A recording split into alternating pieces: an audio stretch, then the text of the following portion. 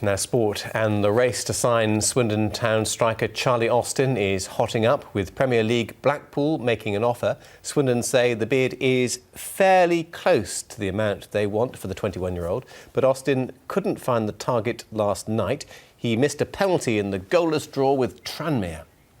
Swindon's crowd was swelled by scouts and managers, no doubt making another check on Charlie Austin. And a first-half penalty gave the want-away striker the chance to relieve some of the tension around the county ground, but he couldn't seize the opportunity. He also hit the bar late on as Swindon missed the chance to pull clear of the relegation zone. They're at home again on Saturday, but will Austin still be at the club?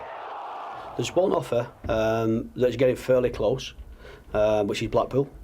Other than that, there's nothing at all to talk about. Charlie's still our player. Until I'm told different, we'll treat him exactly the same as we always have done. We'll try and get the best out of him. We'll try and get results with him in the team.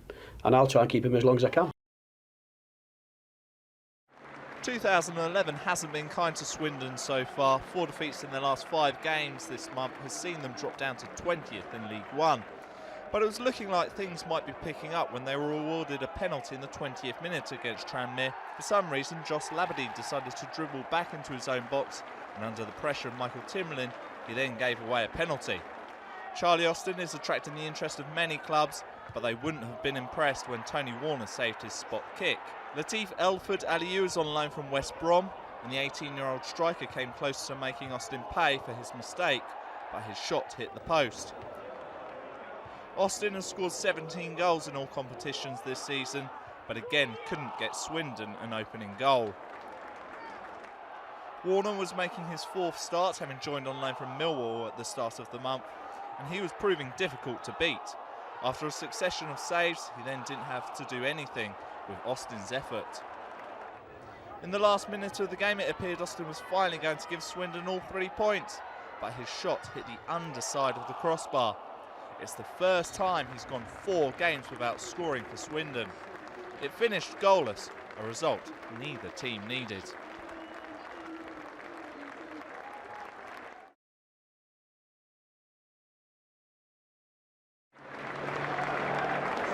Swindon Town and Tranmere Rovers began the night hovering above the relegation zone.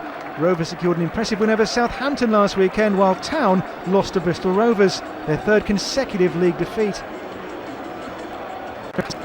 After a quiet opening, the game sprung to life after 19 minutes. Tranmere's Josh Labadie inexplicably dribbled the ball back into his own penalty area, and with Michael Timlin pressuring him, he gave away a penalty. Charlie Austin, having made a transfer request this weekend with a posse of scouts in attendance, saw his kick saved by veteran Tony Warner. Tranmere, buoyed by their good fortune, pushed forward, and John Welsh let fly from outside the box. It flew just over. Before half-time, Austin's cross for Matt Ritchie seemed certain to result in a goal, but for Tranmere defender Mark McChrystal. Since reaching last season's League One playoffs, Swindon have struggled to reproduce that winning form. Sub Alan O'Brien made a chance for himself and then was in a perfect position for a header on goal. The Tranmere defence stood firm and a white wall cleared the danger. Town boss Danny Wilson has been under real pressure due to the poor run of results. His worries could have been eased when Austin made space for a shot. This time he rattled the bar. Both teams desperate for 3 points, which produced a final flurry of activity in an effort to break through.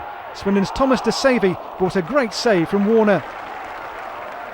And not to be outdone, Robins keeper Phil Smith tipped over an effort from sub Adam McGurk right at the death.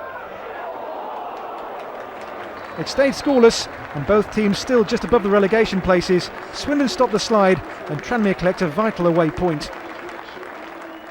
I think we've defended very, very well tonight, and we had to do. I think big Shawumni and Jennings and Latif, the quite active trio in terms of their attacking prowess. So I think we had to be on our toes, but we had to compete with the physical side of it today, and I thought we did that very well. Second half in particular, I thought football-wise we played very well. Couldn't get the breakthrough. Unfortunately, you miss a penalty. That's always going to be a difficult one to recover at times, confidence-wise. But I thought we kept at it well. Second half, I thought we fully deserved to win the game. But we've had, the the crossbar really to thank or not to thank. We've had balls cleared off the line, etc., etc. But overall, you know, I think the clean sheet is the biggest positive that we can have. It has to be, and try and build from somewhere.